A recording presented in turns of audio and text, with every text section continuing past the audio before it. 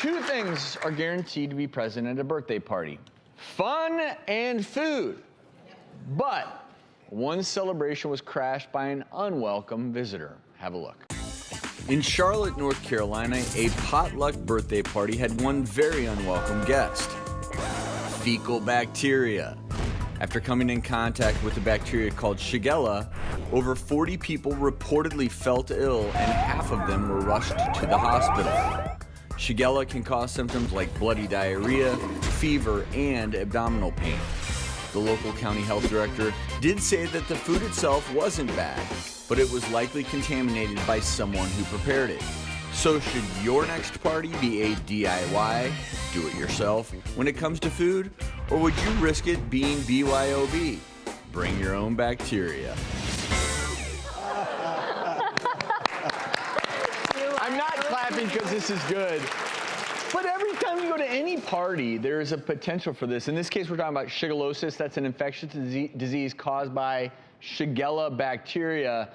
A couple days usually start to develop symptoms, and it can last for up to a week. We haven't talked about it as much on the show as we have other GI bugs like E. coli's of the world, salmonella, but not something pleasant. No, and severe diarrhea. And a common problem. I mean, 500,000 cases in the U.S. per year, but globally, 165 million. You're talking about big problem. Yeah. You're talking about a lot of loose stools. Let me tell you. And when you think about it, 40 people at this party getting sick, probably from just one dish. That's just, it really underscores the importance of anytime you're about to cook, anytime you're about to eat, wash your hands. I mean, it just goes without saying.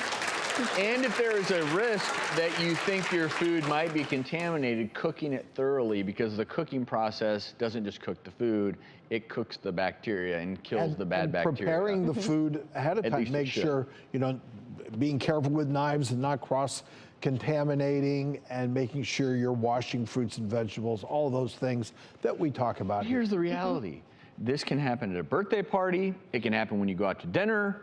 It can happen if someone in your family is ill. And the biggest thing is this: we talk about fecal oral transmission. So anyone out there watching at home or in the audience, if you are having a diarrheal-like illness, think about this. That diarrhea, what is coming out in it, if it is a bacterial infection, could be viral, but what's coming out in it are the infectious agents.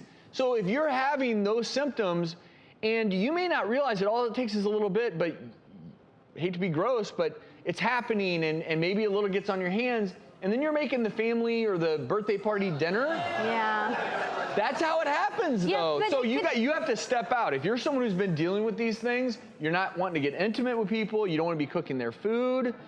Yeah. You step back and say, look, I'm sick. I've got a bad GI bug. I have to sit this one out. True, I mean, but I really think even should, caregivers have to keep this in mind, because a lot of moms might be changing the baby's diaper.